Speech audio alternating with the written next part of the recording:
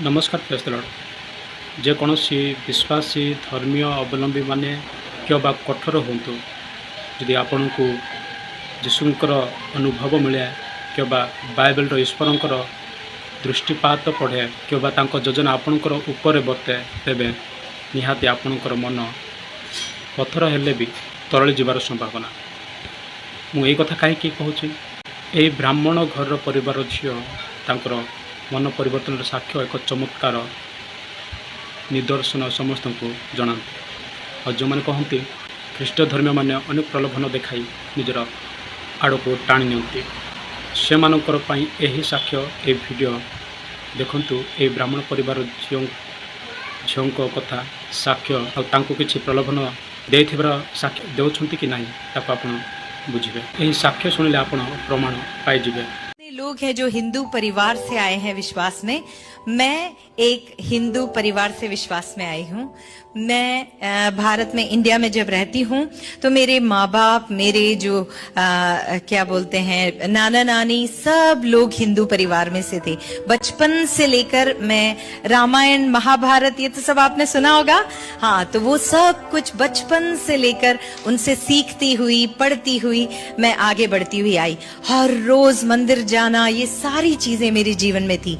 लेकिन पता है क्या हुआ, एक चीज थी मेरे अंदर, एक खोज थी, सच्चाई क्या है।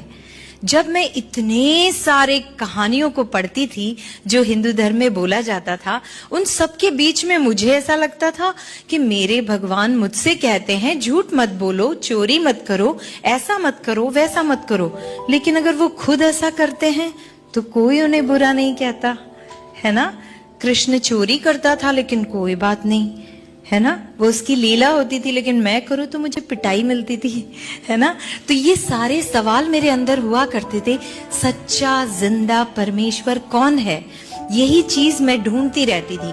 और उसके बाद क्या हुआ, एक समय में मेरे साथ ऐसा हुआ, मेरे नाना ने मुझे बताया कि ये जो सारी कहानियां हैं वो इसलिए लिखी हुई हैं किताबों में ताकि आप अपनी जिंदगी को अच्छा कर सकें। आप पाप नहीं करो, गलती ना करो, दूसरों को परेशान ना करो। फिर मैंने सोचा कि फिर मैं इनकी पूजा क्यों करूं अगर सिर्फ अच्छी जीवन के लिए बनाया गया है। अगर वो स्वर्ग में रहते हैं तो मैं स्वर्ग में क्यों नहीं रह सकती, मुझे क्यों नहीं लेके जाएंगे वो। मुझे ये सारी सवाल मेरे मन में हुआ करते थे। तो उस वक्त क्या हुआ कि एक दिन मैं 5वीं क्लास में 5th स्टैंडर्ड में पढ़ती थी। तो उस वक्त मैं बिल्कुल निराश हो गई थी कि कोई मेरी प्रार्थना नहीं सुनता, कोई मुझे जवाब नहीं मिलता। मैं रोज मंदिर जाती हूँ, मैं रोज प्रार्थना करती हूँ, मैंने कभी ईश्वर को देखा क्यों नहीं अब तक। तब मैंने क्या किया, 3 बजे के करीब बहुत खेल खेल के आने के बाद में मुझे बहुत भूख लगी। मैंने बैठकर ऊपर की तरफ देखा और पहली बार ईश्वर का नाम नहीं लिया, लेकिन मैंने कहा अगर कोई जिंदा परमेश्वर है, अगर कोई सच्चा परमेश्वर है तो मुझे कुछ खाने के लिए दे दे।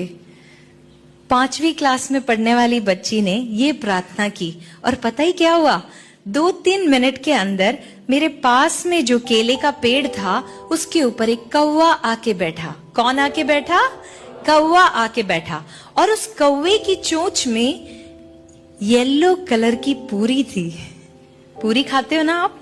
हाँ, एक पूरी थी। और उस बच्ची ने कुछ नहीं सोचा ये गंदा है अच्छा है, कुछ नहीं सोचा। उसने सोचा काश वो पूरी मुझे मिल जाए, अगर मैं उस कौवे के पीछे भागी तो वो तोड़ जाएगा। तो मैंने सोचा काश वो पूरी मुझे मिल जाए, और मैं वहीं बैठी रही। और पता है क्या हुआ, वो कौवा मेरे ऊपर से उड़ा और उस पूरी को मेरी गोद में डाल दिया। और उस पूरी को जब मैंने अपने हाथ में उठाया वो गरम था।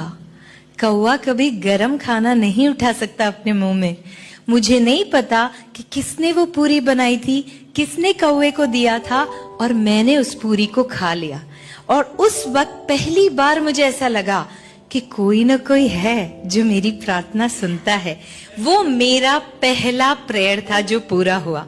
और आप जानते हैं, बहुत बड़े होने के बाद जब मैंने बाइबल पढ़ा तब मुझे पता चला कि हमारे परमेश्वर में एक आदत है, जब भूख लगती है तो कौवे के द्वारा खाना खिलाता है। तो वही चीज उसने मुझे 5वीं कक्षा में दिया था। आप सोचकर देखिए, उस वक्त मेरा विश्वास तो जरूर जागा, लेकिन मुझे पता नहीं था कि सच्चा ईश्वर कौन है। किसी ने मुझे यीशु मसीह के बारे में तब तक बताया नहीं था। फिर उसके बाद में मैं नर्सिंग पढ़ने के लिए राजस्थान में आई।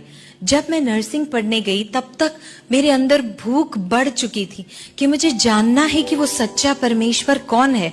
इस पूरे संसार को बनाने वाला कोई तो होगा।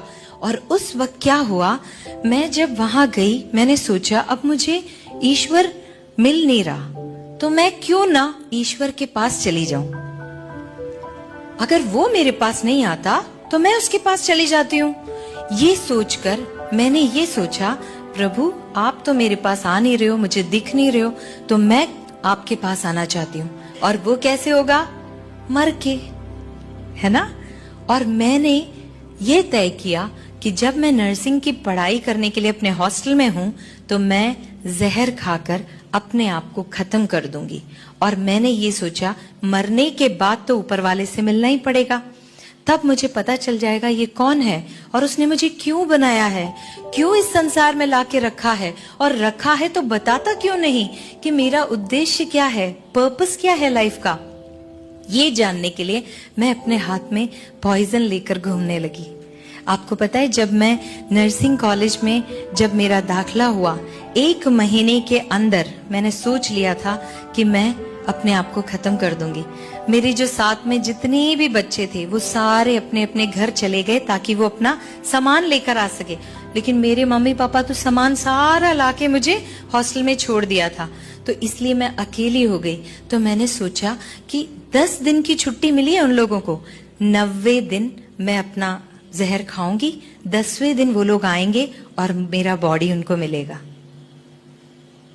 देखिए, मेरे अंदर ये प्यास थी उस सच्चाई को जानने की कि वो सच्चा परमेश्वर कौन है। मैंने अपना जहर लेकर संभाल कर रखा अपने रूम में। उसी रात को, 90 दिन के रात को, मेरी एक सीनियर सिस्टर ने मुझे आकर बोला, बेटा तुम अकेले क्यों बैठे हो, हमारे यहाँ नीचे प्रार्थना होती है, आप हमारे साथ चलो, सिर्फ गाने वाने सुन लो और प्रार्थना करके वापस आ जाना। मैंने कहा ठीक है, मरने से पहले थोड़े गाने सुन लेते हैं।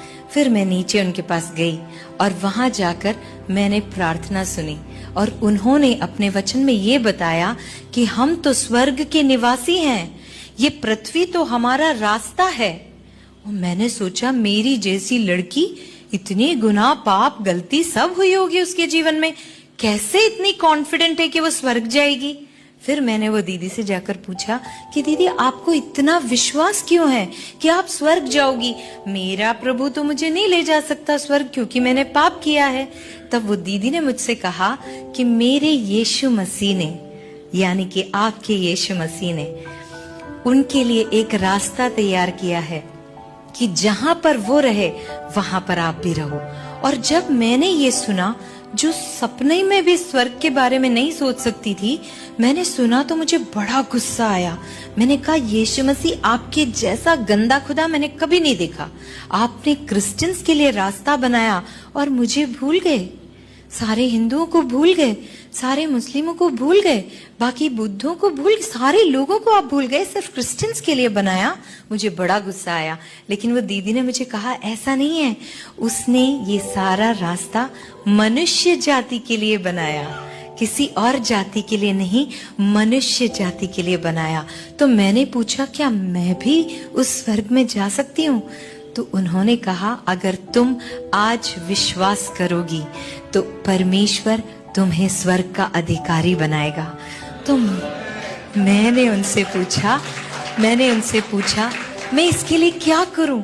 मैं पहाड़ चढ़ूं, मैं 1000 नारियल फोड़ूं, मैं लड्डू चढ़ाऊं मंदिर में, क्या करूं? क्योंकि मैंने आज तक यही सब किया हुआ था।